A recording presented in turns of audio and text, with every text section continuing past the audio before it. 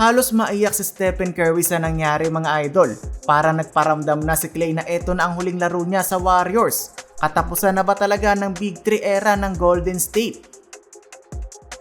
Play-in tournament na Battle of 9 and 10 seed Golden State Warriors at Sacramento Kings.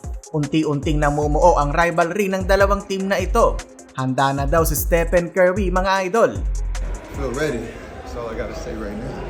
First quarter kumpiyansa tumira sa labas si Green mga idol pero mas kampante tumira si Keegan Murray sa kanilang home court. Pumakawala agad ng tatlong 3-pointer.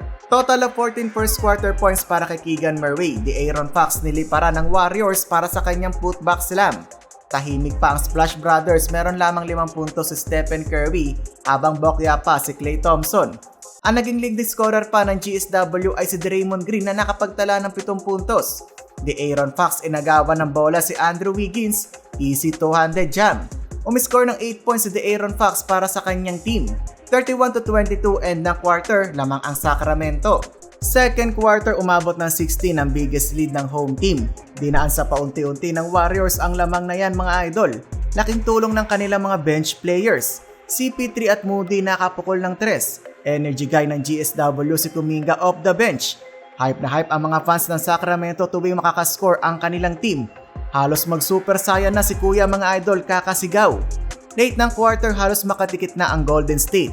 Parang inagawa ng candy ni Draymond Green si Sabonis. Stephen Curry for the Hail Mary shot, ginambala ng 4 na player, sayang lang at hindi pumasok. Natapos ang first half, 4 na lang ang hinahabol ng Warriors. Third quarter na ibaba na lang ng Warriors sa isa ang kalamangan. Nagiinit na ang kamay ni Stephen Curry, 5 straight points ang ginawa ni Steph. Kung kailan nakuha ng GSW ang momentum, ay doon naman biglang nag 9-0 run ang Sacramento. Nag-step up si Keon Ellis ngayong hindi naglaro si Malik Monk. Ang alat naman ni Klay Thompson mga idol 0 for 8 from the field. Patapos ng third, nag-init pa ang kamay ni De'Aaron Fox. Umabot pa nga ng 15 ang biggest lead ng Sacramento Kings.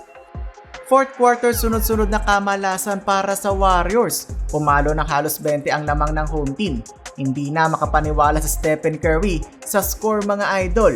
8-minute mark na dagdagan pa ang kamalian ng GSW. Sinave pa ni Draymond Green ang bola, tumapak naman sa linya.